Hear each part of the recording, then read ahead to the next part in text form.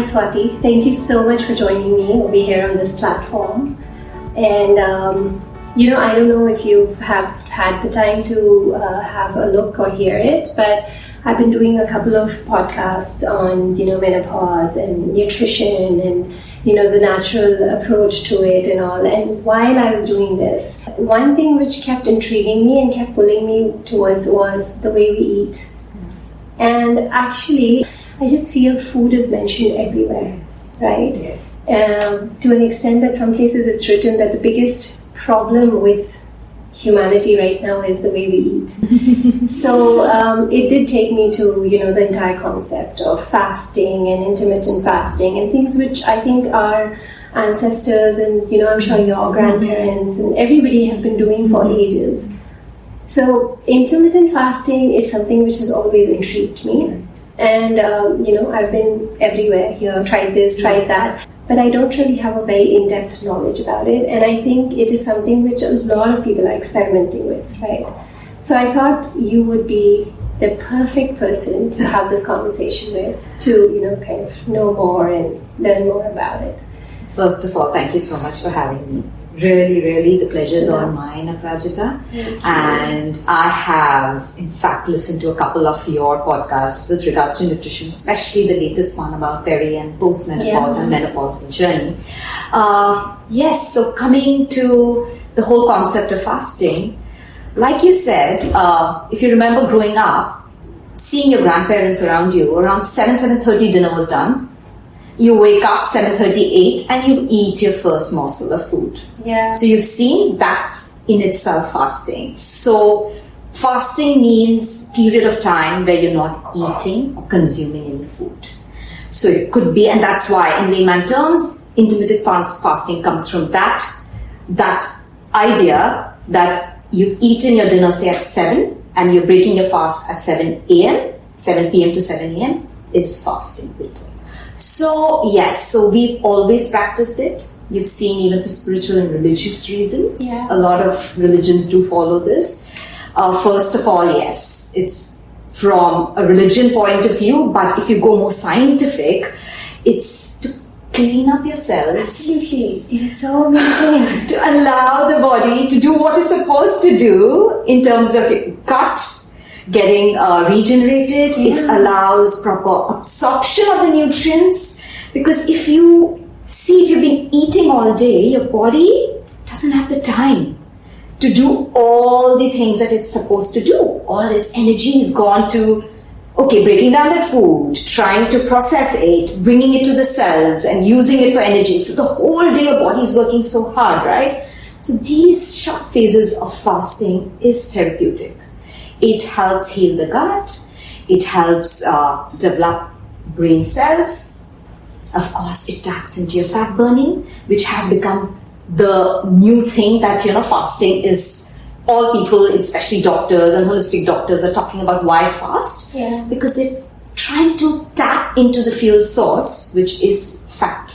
And we all have enough and more of those reserves. Now, when you see our bodies, when they can rely more on fat, versus food, so that fasting window is when your body starts to tap into burning the fat and using that fat as energy. So in layman terms, we have two sources of fuel, the body. One is sugar and one is fat. So sugar is generally your food, your carbs, your food, everything, not protein. It's just the food and your fat. When you're eating, your insulin goes up. Mm-hmm. When you're not eating, it stays low. Okay. All right, that's the mere difference. So when you're fasting, you're keeping that insulin low, and if you're fasting slightly longer, say 13 or 14 hours, your body doesn't have the food. So where does it get from? From your fat reserves. And that's what this new intermittent fasting, or the whole thing about 16-8 or compressing your eating window, which is also called time restricted eating, is doing. And like you said, going back in time, I did see my grandmother, in fact, even my parents I've seen, and so many of our religious festivals do involve fasting, because and the kind of detox your body happens, because absolutely these days you want to celebrate, you eat. You want to go out to eat. You want to travel to eat. So everything is around food. So Prajita, the biggest thing that challenges abundance of food. Yeah. And food... And not the right kind of food. Yes, I was coming to that. It's not the whole foods that our forefathers were eating. It's more and more processed food. So when you're tapping into fat burning, it's basically to allow the body to use those stored fats. If you've been eating, say, junk or processed food so much that there's a transition from, or just a break from eating and just going into that fasting lens to tap into that fat burning. Quite interesting, right? People are dying of starvation, and now people are dying of overeating as well. Oh my God, that's true. Yes. Right.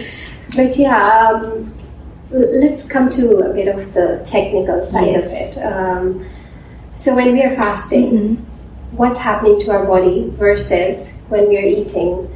What's happening inside? Well, I mean, like you said, it's a fat burning mode, and it's helping to fight off a lot of diseases as well. That's what I understand. What is happening? So when you're fasting, you're automatically, there's no food you're giving your body. Say 14 hours of fast, okay? There's no food coming in. So your body is like, okay, there's no food coming in, and you've like done an overnight fast. Say at 7 p.m. you've stopped eating, and the first food, or you want to eat your breakfast at 9 a.m. So you're 14 hours. So your body goes into this mode of cleanup, all right? There's something called autophagy, which is basically cleaning the cells. Once the food is digested. So say 7 p.m. you've done, 10 o'clock you've gone to sleep. Right. Now you've given that body the time to rest and digest. Right. Okay? So it does that. Secondly, you are cleaning up the cells, senescent cells, or the cells which are sick, dying. You're giving the time for the body to let go of that and heal. Secondly, you are also going into fat burning because you've eaten your food, the insulin levels have gone up and down. Now it's resting. It's gone to that low glucose mode, and it's absolutely the best time to go into that fat burning mode. Thirdly, your brain cells develop, and that's the reason when you see, when you're fasted, the next morning you feel clear and more energetic, because there's something called BDNF. So it stimulates BDNF, and that basically means brain-derived neurotrophic factor, and helps develop these brain cells and creates neural activity and creates new cells in your brain. At the same time, your body also produces, because it's not eaten, the byproduct of that, it creates ketones. So your liver will create ketones, which is nothing but broken down fat, and uses that as fuel. So imagine if you have, you want to lose certain weight, say in terms of body fat. I'm not talking about the weight on the scale. You want your body recomp. So this is one of the best ways to bring that body recomp through breaking down your fat by producing ketones as your byproduct. So your liver produces it, your body uses that, and then you break your fast as usual at 9 a.m. So there are varied kinds of fasting. So it can be like a 16-8. It can be 24-hour. Some people do OMAD, 1 meal a day. So there are different kinds. But again, depends on your goals, Rajita. Because we as women, I would love to use this episode to speak to the women, because we are all going through this, a lot of information around us. First of all, most of these trials, when we get this research, 36 hours fast or 48 hours, are done on men. And most of the men are sedentary, obese. Women are different from men. So our physiology is so different from men. So if you ask me, it's a lifestyle. It's not a fad. Fasting is not like a diet, fat diet. It's just how you incorporate this lifestyle in your life, right?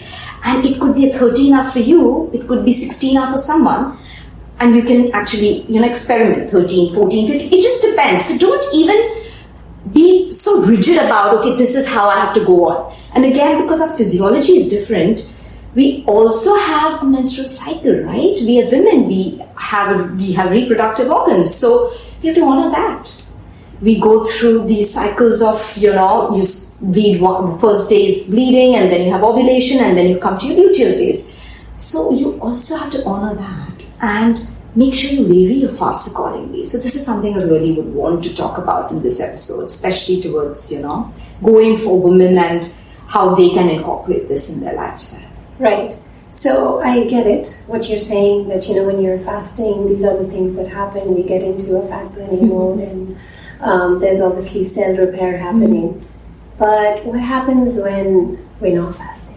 In the sense that, when we're not really giving a break to our body, like I have dinner at, say, 9 o'clock, and then I just step out with my friends and I go, let's just have a little bit of it. Like, yeah, sure, let's have it. Next morning I wake up 7 o'clock because, I eat a lot of I'm a breakfast person, right? So you go out, have your breakfast. So you're not really giving your body any rest. So what happens when you are continuously keeping that insulin high? Yeah. The body will typically want to keep using that as fuel, that is sugar. Sugar meaning carbs. So carbs are food, so you will never tap into your fat burning mode and always go into that phase of, okay, I want food because my body craves it, to keep that sugar stable. Now, the whole concept here is about metabolic flexibility. Okay, so Prajita gently means that your body is able to switch between fat burning and sugar burning. Okay, so this is called metabolic flexibility. So if you see around you, do you see a lot of people having type 2 diabetes? Yeah. Visceral fat and obesity, high blood pressure, and stroke, heart diseases. These all come from this umbrella term of metabolic syndrome. So when you are going through this crisis where your body becomes resistant to the insulin, so your body has so much insulin flowing because the cells become resistant to bringing in more and more and more of what is required. The food can't get into the cells because there's so much food already there. So it goes and stores as fat. So when you're doing that, especially if you're eating a lot of processed food, if you're not going through the whole grain and prioritizing protein, because again, we'll talk about that. It is not about eating less. When people say, okay, can I fast and eat anything in that window? It's not about eating less, it's eating less often. So you're giving in between your meals as well time for your body and your gut to digest the food. Right. So that you can go into the next meal while your food is, otherwise you'll see bloating, belching. These are all signs that your food hasn't been digested and you've ingested yourself with more food. It's so interesting you say this, because 2 days ago I was listening to this podcast where Casey Means, and she has a whole CGM, she's a doctor and she's great, and she was saying an average American goes into the food and looks for food 15 times a day. So he's or she's eating 15, nibbling through the day, 15 minutes. Yeah. So is your body getting rest? No. It's always constantly working, and and the average, I think she's mentioned that the average eating window also has become 14 to 15 hours. So you're literally getting 8-9 hours while you're sleeping, the time to rest, and that's not enough. Yeah.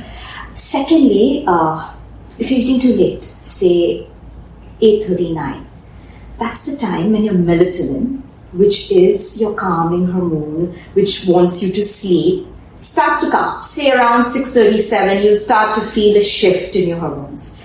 And if you've eaten, say around 8:30, what will your body do? If you've eaten at 8:30, it needs to digest that food. So all the energy goes towards that. Yeah. It does that by increasing your cortisol, which you don't need at night. So that's the reason if you've eaten late, you can't sleep well at night. And like anything, our body, also every cell organ has a circadian rhythm, a clock, which works through the day, harmoniously. So morning you need your cortisol. You're alert, you're ready to, start your day. Evening you need to slow down. Yeah. So this is very important.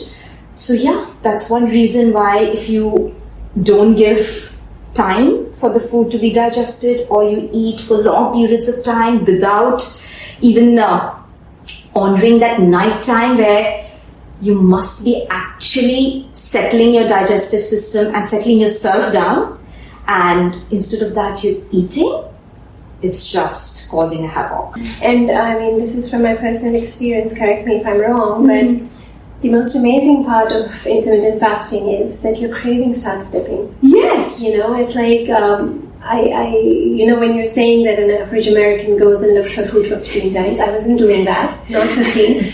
But then, in between work, I would be like, okay, I need to take a break, what do I do? So I would automatically head towards the kitchen, looking for something, not that I was hungry. And when I get back into my intermittent fasting lifestyle, what happens is that I eat and then I'm done. Like, I'm just not ready for food. The body is just not ready for food. So it's actually great when you start practicing it in the right way. But also, Prajita, you must be eating all the right foods. Perhaps that's also, if you're not going into that whole processed and junk food and sugar, there will be constant peak and crash. And that's the reason people are heading to the fridge, and every 1 hour you're looking for some food to nibble on. Making 3 meals, prioritizing good fiber, carbs, protein and good fats is essential to keep you satiated. So talking about peaks and drops, insulin, right?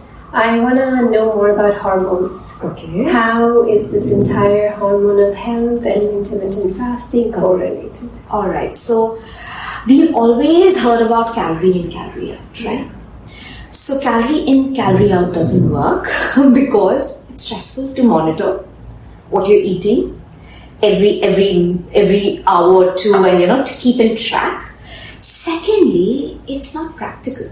I know people who are like, okay, I can have 150 calories of chips and I can maintain that 1500 calorie, whatever the window that they have, that I want to eat 1500 of calories a day. Versus someone who's eating 180 calories of, a piece of salmon, say it's of 180 calories.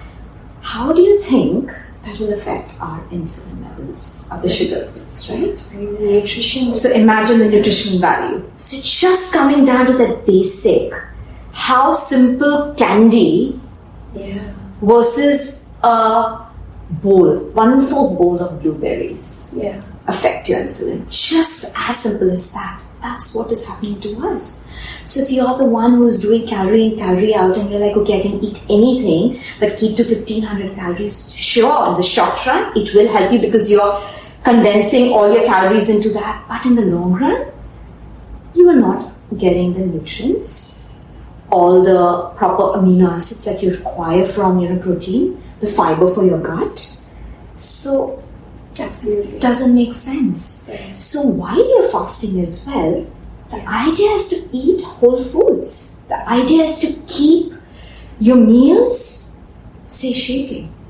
Another thing that I've seen is there are 2 hormones that are called ghrelin and leptin. It's again, when you have this metabolic dysfunction, both these hormones, one says that, okay, I'm hungry, which is ghrelin. Leptin says, okay, I'm full. Okay. They go haywire because your body doesn't know when to stop and when to feel hungry. It's just gone into that whole dysfunction of hormones. And that again happens by eating simple sugars, eating junk food, processed food, again not eating satiating meals. So protein again and fiber are 2 main macros which everybody should be incorporating to just stabilize that sugar levels after each meal. The aim is to create that stability in insulin and glucose after your meal.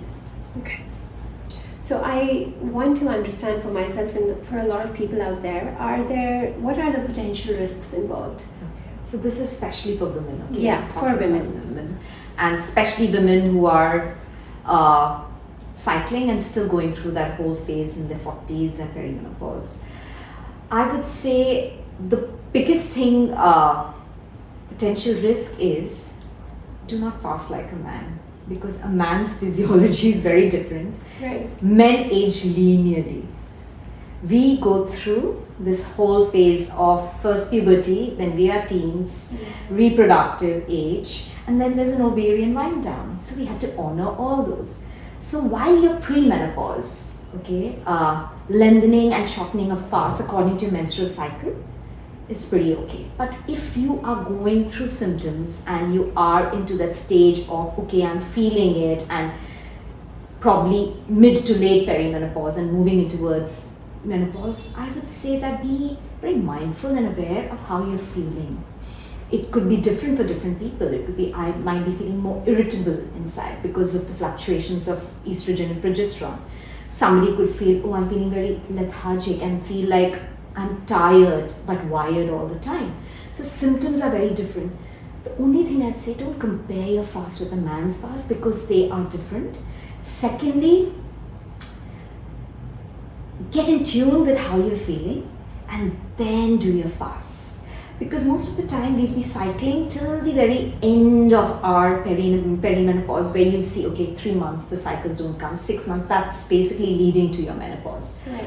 So until you're cycling, be very sure and track your cycles. I use Clue app, and most of you can, and see where you are on your cycle. Okay. Probably the 10 days, the luteal phase after ovulation, is where you start to feel like, oh my god, I just can't. Keep it to 12 to 13 hours. You do not have to stretch it to 16 hours. And the first half, so just up until you ovulation, say day 1 of bleed to day 12 to 13, you can go slightly longer. But again, it's very, very unique to everybody's symptoms and their own body's needs. Yeah. So just be in tune with that, especially for women in their 40s and going into this transition. On the other hand, the other risk is, I've seen a lot of women who think they can fast the same way through their menstrual cycle. Say, if they're doing 16 to 17 hours, they would do that every day. And I see a lot of them coming back and they're like, no, I can't get all those benefits. And just that's because for a reason. Your body becomes insulin resistant in the second half of your menstrual cycle, which means your body needs nutrition, Right. because you're still cycling. It's preparing your body to, probably have, for potential pregnancy. Yes, absolutely. So you have to honor all that and then go up and down with your fast. But be very, very mindful of how long your fasts are making you feel, especially in the second half of your cycle, that is your luteal phase, and thirdly, when you're especially going through these symptoms already, where you're feeling very tired, fatigued, and you're going longer fast, which is making you feel more miserable. So just a few things to take into consideration. Yeah. It's amazing how, these concepts of honor your body, listen to your body. I remember there's a point in time where listen to your body. But as you understand these concepts, you realize these small phrases are so powerful, right?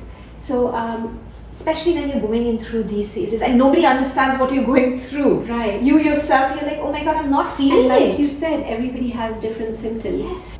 So the fact that you can map your everyday life, your eating window, your fasting window to your menstrual cycle is very powerful. Yes. So just explain, how can we sync various phases of our cycles with Different fasts. Yeah, different okay, lengths fasts. of fast. Yeah. Okay. So I'll come to that. So let's understand what happens with Yeah. the hormones. So day 1 of bleed. So I'm just assuming it's a 28-day cycle, Right. like us. If you're going through a 28-day cycle. So you'll ovulate somewhere between 14 to 15 days. So keeping that into consideration, day 1 of bleed, so to day 12 to 13. So day 1 is where estrogen and progesterone is the lowest. Right. And then slowly both start to climb up. But while you ovulate, like say day 14 and 15, your estrogen and testosterone are the highest. So the first half, up until your ovulation, you will feel super energetic. Okay. Estrogen has such amazing benefits in our bodies that and estrogen and progesterone both, they have receptor sites even in our brain, every organ in our body, every cell in the body. So when the estrogen is going up, make the most of it. You can go into slightly longer fast. So if you've been doing 13, 14, you can experiment with a 15-hour fast then, because you're more insulin sensitive, you're more sensitive to cortisol. So your workouts can go higher up. Like if you want to do your personal best at the gym, you can schedule something during that time. Ovulation is when testosterone and estrogen is the highest. So that's again the time, because you've ovulated probably, and you want to reduce your fast slightly, because your body needs the extra nutrients so that if that egg gets matured, it has that available nutrition. So don't go too long in the fast during your fasting, and this is for every woman I'm talking about. So around your ovulation you can cut down slightly, so from 15 you can bring down to 13, 14. Then there is a couple of days or 3 days again after ovulation where the hormones dip. You can make use of those 3-4 days, and you can extend the fast again. Alright, so you can do again 15, 16, and then after that, say around 10 days just before your period, please don't fast. You could do just 7 p.m. to 7 a.m. because again, your body is getting ready for a prospective pregnancy up until you have cycles, right? So you have to again honor that, because your progesterone, which goes up in your luteal phase, higher up than your estrogen, it is insulin resistant. So it needs meals. That's the reason when you see, oh, I'm hungry all the time, just before your period. Eat real food. Incorporate carbs through vegetables, whole grains, and you could eat 3 or 4 meals that time, and not reduce, in the sense, do not reduce that urge of eating, because your body needs it then. So progesterone thrives on low cortisol. So if at that phase, I've seen a lot of women fast for 16 hours and they are like, okay, I'm still gaining fat. That's because progesterone needs nutrients. And that's the 10 days that you need to honor that.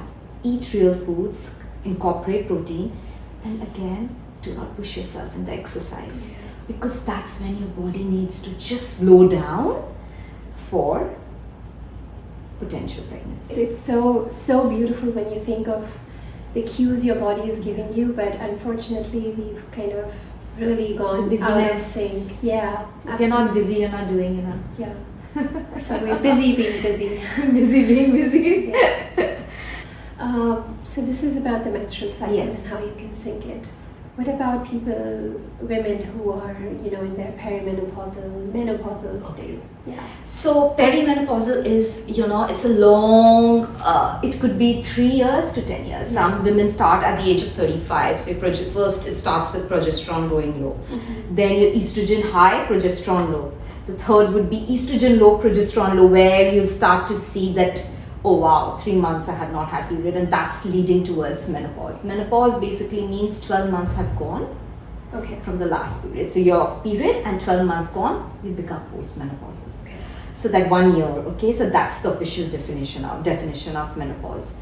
So again, if you are someone who's going through ups and downs and you still have been, in that perimenopause zone, honor the body. Please do not overfast, because again, your body needs energy. It's going through so much. Your brain is also being rewired, because it's pruning away all the things, like your ovaries are on wind down. So they don't need so much, of hormones to be released to produce more eggs. So imagine how much rewiring is going in your brain as well. And once it stops, your estrogen and progesterone both decline, and then you're in menopause or postmenopause. When you're postmenopausal, it's so beautiful. You can actually go again, because you don't have that cycle happening. Longer and shorter fast. And again, it depends. I know women who do 17 hours for 2 days, go back to 15 hours, then go up again to 17 to 18 hours. So you can do all that as a postmenopausal woman. Even I know I've read this study that postmenopausal women doing 24, 36 hours, it's beneficial if you are the sedentary one and you want to focus on something like in your metabolic syndromes. If you are going through type 2 diabetes, it does help with tapping into your fat more, and you can actually go longer and shorter. But again, you should have the physician who's with you through this journey, but they can absolutely do that. But up until your menopause hits, I would say please be in tune and do not go into 48 or 30, 72 hours fast until unless you are, cycling and you've been doing for a long time, but I still would urge not to go. Okay. What about the eating window? So once you break your fast, how should a woman break her fast? And I would add on to another question is, are there foods which help prevent energy crashes? Are there some specific food that we need to focus on? So one thing, Prajakta, I have seen that people say, oh, fasted. So I was like, what have you eaten? Not like eaten, what is the first thing you've eaten in the morning? And they're like, 6:30 I had one biscuit and then I had my breakfast at 10. Yeah, sorry to cut you. I was reading this joke on intermittent fasting where somebody did a fasting for 36 hours and spent the next 37 hours eating out of the fridge, everything that was in the fridge. So, yeah. So people think, okay, that biscuit doesn't break a fast. Anything which will spike your sugar will break your fast. Okay, so when you break your fast, the first meal is super important. Now, I would emphasize to my clients, and this is what I follow, is a good protein, good fat and fiber rich breakfast. And make sure that all 3 macros are there to keep you satiated and keep the sugar levels stable. So what happens if you're eating a simple milk and cornflakes? After now, there's a dip.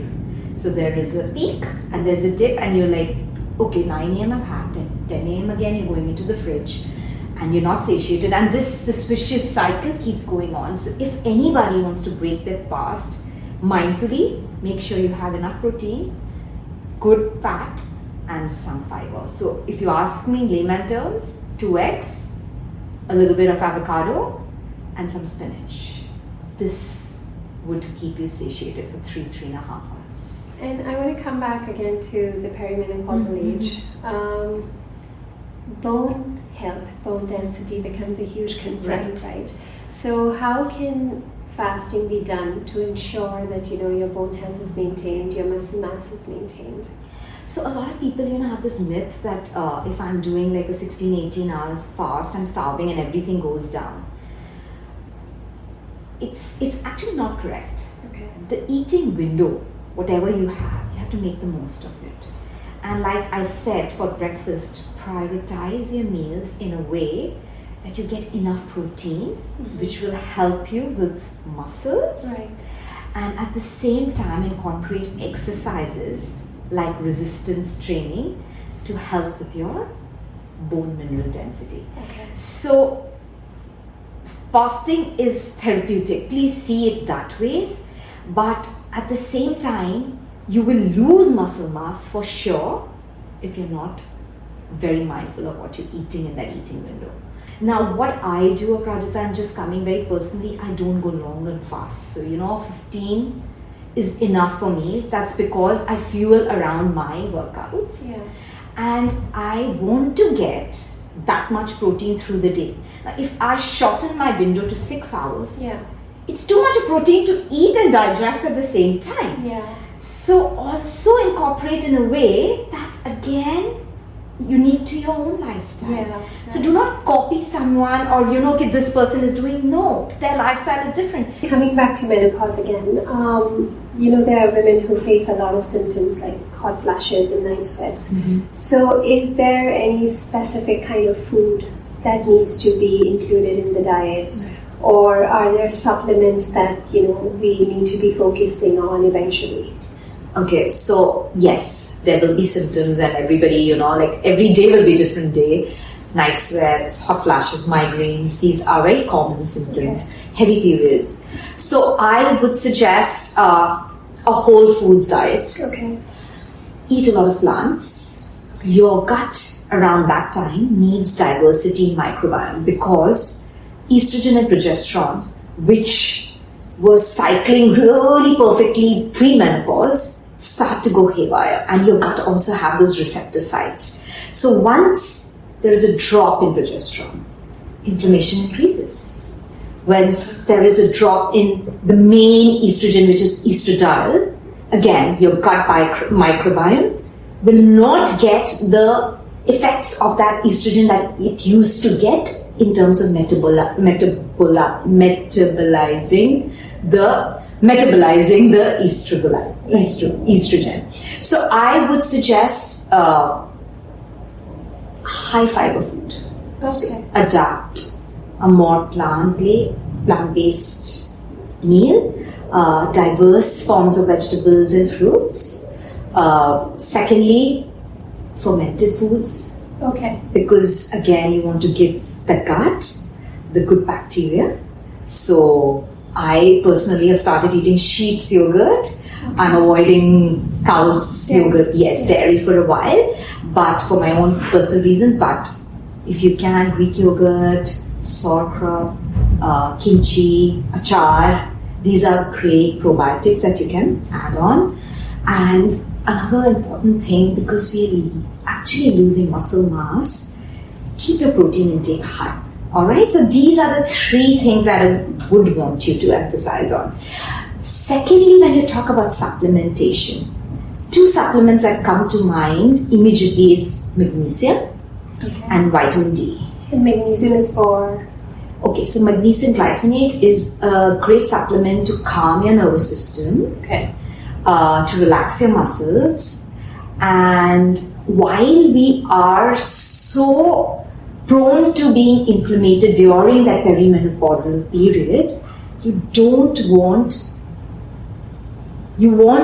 the magnesium to be lost because you're stressed out, your cortisol is high, your inflammation is high through your urine.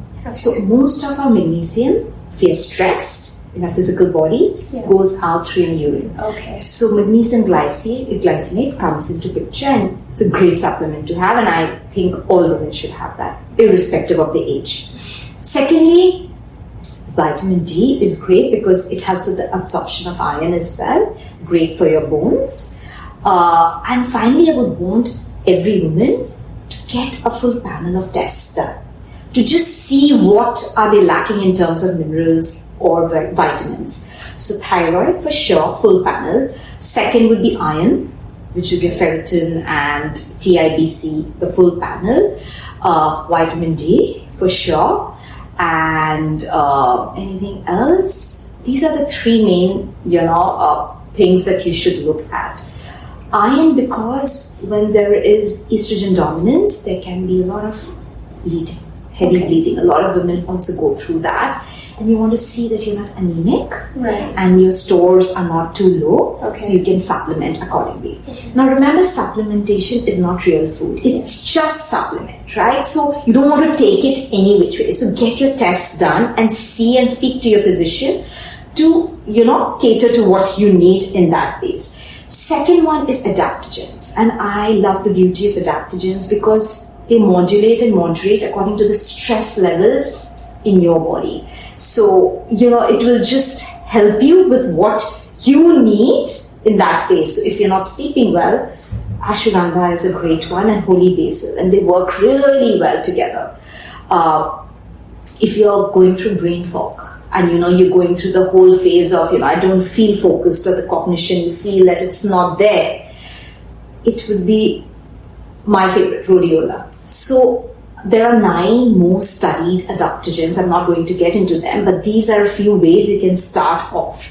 I would say start layering, so just start with one. One, like if you're feeling that I can't sleep, then just start with probably holy basil, because ashwagandha also has some contraindications. If you have thyroid and you're taking the medication, it can inhibit. And would you think that it's essential for every woman to get in touch with a physician or get the tests done? Yes, and just before see what all these supplements. Holy basil is a more easy gateway kind of you can start off, but just make sure that you have. Rhodiola is also a good one because it doesn't have any side effects. Let's start with one and see which severe symptom you want to focus on first. Either brain fog or sleep. So just see to that. Start with one with the lowest dose, and then you can just... And can these supplements be taken during the fasting period? Or rather, I'll add in another question. During the fasting window, what all can be consumed. Okay. And can the supplements be consumed? That's great. So during the fasting window, water, Okay. sparkling water without any, mix, like it shouldn't have any sweetened version of sparkling water. Black coffee, black tea, green tea, all these are fine. Okay. So again, remember that there's a rule of thumb which says that if you have anything like 1 gram of carb or more, which spikes insulin levels, will break the fast. So make sure that, it's just plain water. Even electrolytes in water is great, because if you're fasting long, you will deplete magnesium, potassium and sodium from your body. Okay. So even if you're doing a 15-16 hour, make sure you have electrolytes going, especially if you're living in Singapore and tropical climate. So always make sure you have some salt. It could be just a pinch of Himalayan salt in your water to keep you going through the day. So that's a great one. That won't break a fast. Anything else will break your fast. Supplements I take in my fasting window, so it's absolutely fine. So that's all right. Yeah. Intermittent fasting is also seen as, restrictive.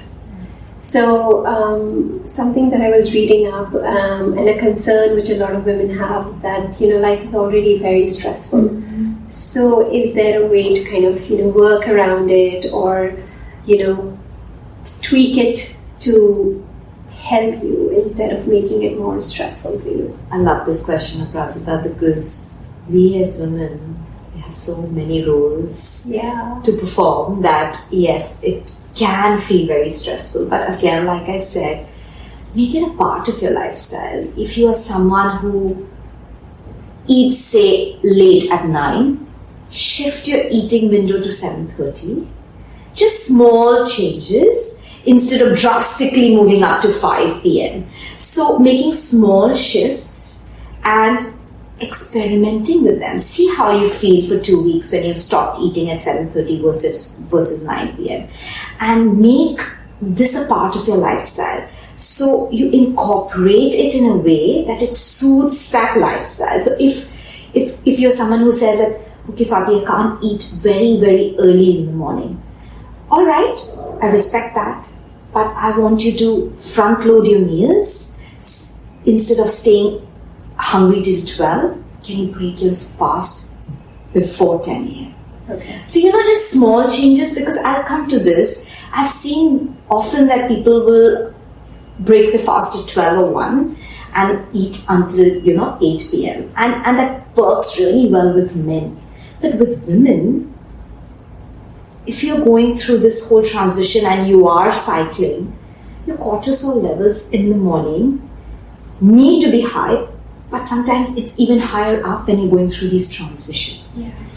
And if you are eating too late in the morning, I have the biggest complaint that women are going through is that they are putting on weight in wrong places, especially around here. Are you eating too late in the morning? Can you adjust that? Say instead of 10, can I break my fast earlier and blunt that cortisol spike? So just empowering yourself with little tools and this knowledge will help you also to build your own lifestyle according to your fast. Yeah. Another thing I wanted to focus right now is on about sleep. Yeah. There's one thing that I see that it's a vicious cycle. If you've not slept well, the next morning you'll crave for foods that are not nutrient dense, right. And then there's the whole day of going up and down with your insulin spikes, and then finally you crash down again, and then it keeps going. So if you are someone who's starting out on this journey, start in a time when you are feeling very mentally rested, because if your sleep is not good and sorted, it will not work. Nothing will work. Your fast, your eating window, nothing. It will all go out of the window if your sleep is not sorted. So the first step that I take towards my clients is create good sleep hygiene. Right. And especially in your 40s, I would actually say guard your sleep. Okay. And imagine growing up, seeing our grandparents, no pills, they would just sleep by 8:30 and wake up at 5:36. That's a natural rhythm. That's how our bodies are supposed to be. Yeah. It's because of, again, so many things. Your work. And I'm not saying you have to cut down on all that, but can we navigate through this? We can, definitely. I think we have so much time in our day. It's just that we were talking about earlier, we're just busy being very busy. And hence we feel that we have no time. We have no time. But as you navigate through the day, if you really do wake up early, you have ample time to be doing. I really feel I have enough and more time in my day to do so many things. Absolutely. So, and I think it's also mindset. It is. If you have this negative thing going that, I don't have time, you'll actually have no time. Yeah. So I'm just going off the tangent, but it is your mindset in a lot of ways that, how you rephrase things in your mind as well, and how you talk to yourself in your mind is very important as to how you show in your health as well. So it's just all interdependent and interconnected. There's nothing like, it's separate. It's all physical, emotional, spiritual. Everything is in together. Yeah. So it's not a separate compartment for anything, right? Yeah. Like you wake up early in the morning to meditate. It's a practice that you're doing. And you must have seen the effects of how calm you feel through the day, and the days you don't do it, you feel like, oh my God, what has happened to me? Yeah, no, I've been hit by a rock. So true. it's once you start doing it, it's just a practice. Yeah. The more you do it, the better you get. That brings me to my next question, which was, balancing your exercise and your intermittent fasting. So I'm assuming that it's got to do with, which phase of your cycle you're in. Yes. So just like... Yes, that's true. So how do you balance it? So someone like me, I enjoy my runs and I do it early in the morning, but I fuel around my runs very well. I fuel around my strength training days because I want to make the most of that day in the gym. So yes, again, it's very unique what you do. There are some activities which are called fuel depleting, which a 60-minute run is a fuel depleting run. A 60-minute of hardcore working out is fuel depleting in the gym. So you have to make sure that you fuel yourself around that. And secondly, activities like yoga, or you do a gentle morning walk. You can always go on an empty stomach, come back, and then eat. So you can also do that. But if you're someone like who's going to the gym at 9 a.m. and you have a long 1 hour, a thing with your personal trainer, I do suggest you eat it. So again, it's very personal to your lifestyle. Yeah. You work with so many women, right? Mm-hmm. Could you tell more about, these myths that we have around intermittent fasting? Some common myths that you have. Okay. The most common I hear is that I'll be starving. But it's the opposite, because your body becomes so adapted to using your own stored fat that after a while you will feel that you're not as hungry as before. And while you're in the fasting window as well, when you're eating whole grain and more nutrient-dense meals, you're not going to feel that hungry. Yeah. So your starvation is just a myth. It's how you eat during your eating window, and of course your fasting will only help you become metabolically flexible. Okay. So that's one myth I hear. The other one that I get is some people feel it's a fad diet. Again, fasting is not a diet, okay? It is a lifestyle. Yeah. So when you start to understand that and start to incorporate that in your own life, most women feel like, oh wow. And secondly, another thing I have seen that, you start with this whole focus, oh, I'll lose weight, but the weight loss is a byproduct. It's always the byproduct. Once you have incorporated it in your lifestyle, you'll keep coming back to it. And once you know how to navigate through your 28-day cycle, how to fast longer, shorter, you're there.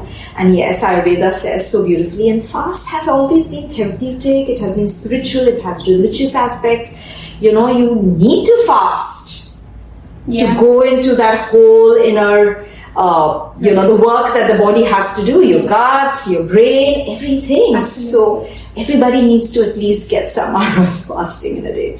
So yeah, that's the other thing. And third one, yes, muscle loss. People do feel they'll get into this, and I think it is true if you don't eat well and enough during your eating windows. So make sure you get your protein, your nutrients, your carbs from good sources again, not through biscuits and pizzas. So all of that will help you maintain that muscle mass as well.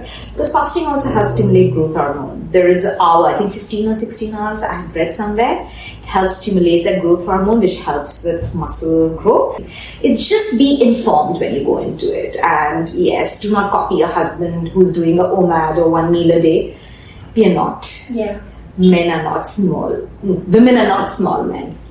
I read this somewhere, and I love this Dr. Stacy Sins, and she always says that, and I'm like, so true. Our physiology is so different. How can we actually replicate what they are? Absolutely. Because I've worked with couples, and the wives are like, the husband, he's shedding all that weight and getting more leaned up, and the woman takes time. And I'm like, because we are different. You're so right. I mean, it's so amazing. The body that we have, right? It is such an intelligent machinery, I would say. I love it. It's like imagine the entire concept of getting pregnant and having a baby. You're not contributing anything to it. It's just your body is taking care of everything, true. right? So true. So, and like, you read Louise Hay, and yes, I love her. Healing Your Life, and it's so phenomenal that even fever, for example, it will take care of itself. Yeah, people start giving. I mean, obviously, when your fever has gone beyond a point, you do have to. But I think when you're just at the starting point, you really don't need medicine, because it's just a reflection of what's happening inside your body. Is working hard. Yeah, it's fighting off. Exactly, right? So the body is equipped. It's just that we have lost touch with it. Yes. And that's what we need to get back to. And I think intermittent fasting is not just a tool, but it is also a channel to get back to it. And I feel, Prashit, that we're going back to our roots. Yes, absolutely. This is how we lived. And now you're making a big deal of intermittent fasting. It's always been there. People have eaten by sunset. They have started the day with the sunrise. So what's new about it? It's just a whole new scientific approach that's come to it. But intuitively, all our forefathers, absolutely. I mean, and I read talks extensively about it, but that's on another note. But yes, definitely. Swati, just to wrap up, I have one question. Somebody who's starting off, who's new to intermittent fasting. Obviously, it's a journey, and it takes a while to see the results. But give us some magic tip, to kind of feel the difference or hack your way through it. So, there are no shortcuts. First of all, make it easy for yourself. So if you're just starting off and you're like, I would say start with an early dinner. So that's the easiest hack you can go to. You need 3 hours between your dinner time and your sleep time to make sure your body has digested the food. So I would say start off with just eating at 7 p.m. and your first meal, say, by 7 a.m. That's how simple it is. Start with that and then experiment with it. Again, depending on watch this episode and see how you can go up and down with your fasting window. But stick with it for at least 3 months and see for yourself. How do you feel in your body? Do you see, more than weighing scale, do you see your body recomp happening? Can you see inch loss? How is your clothes fitting you? So those are very small gains, but it is visible to you. You can see, oh wow, I'm feeling so much more lighter today. I feel more energetic. So see these small things. How do you feel? And make sure you do it for at least 3 months before you give up on this. And secondly, I would say don't take things so seriously and life so seriously. It's all right. There'll be days when you're like, okay, I don't want to fast because I'm not feeling like it. Go ahead. You don't need to do that long fast. Just do a 10-hour. Do it for 2 days like that and then come back. So don't make it so rigid. Make it flexible for yourself. Whenever if you've seen in your life and you're fluid, you just allow things, right? It's no rigid. There's no rigidity as to, this is when I should stop. Because when you start putting those limitations, The mind is very smart. They'll be like, no, I don't want to do it like that. Yeah. So when you start to let it flow and then experiment with it and then make sure it's fluid with your lifestyle, I think that's the biggest tip I would give. But the two other things I would say is, again, please make sure you guard your sleep, create sleep hygiene, because as we age, and you'll see it with your own, and it's some people more so, they will feel that their sleep has gotten a little more disruptive. So you want to make sure you sleep at the same time most of the days, so that your body has at least gotten a 4 or 5 hour window where it has really gotten a good solid sleep. Secondly, incorporate exercise, especially as we age, like you said, muscle, bone, everything, your density, for bone density, for lean muscle mass, incorporate some resistance training, and of course eat well during your eating window. And that's about it. Yeah, great. Thanks so much, Swati. That's actually, this whole thing that you said about being fluid and allowing things to happen as they flow, not being too rigid. It may not sound very powerful, but I'm saying it from my own experience. I think it is an extremely powerful thought process that you can be in. Because the minute you get rigid that, no, it's my fasting window, I'm not going to take anything, there can be days where you can slip, allow yourself to slip off, because it's not going to define everything. Yes. It's going to perhaps give you even more motivation to stay on the track. And it's just a 2 or 3 days and a month, like, come on. Yeah. And just like you said, just allow yourself to be ups and downs. Life happens. Don't take things too seriously and just move on. Yeah, great. Thank you so much, Swati. It's a pleasure talking to you always, and I knew there could be nobody better than you to speak on this topic. Thank you so much, Aprajita. I'm truly grateful to be a part of your conversation here, because I feel even one person getting a little bit of knowledge from this and incorporating a couple of tips from this conversation, you'll see major transformation in that person's life. And you can't even imagine how people can change through just making small tweaks and changes. Yeah. It could be just starting with sleeping on time. Yeah, no, you're so right. So thank you so much for having me. Thank you. You.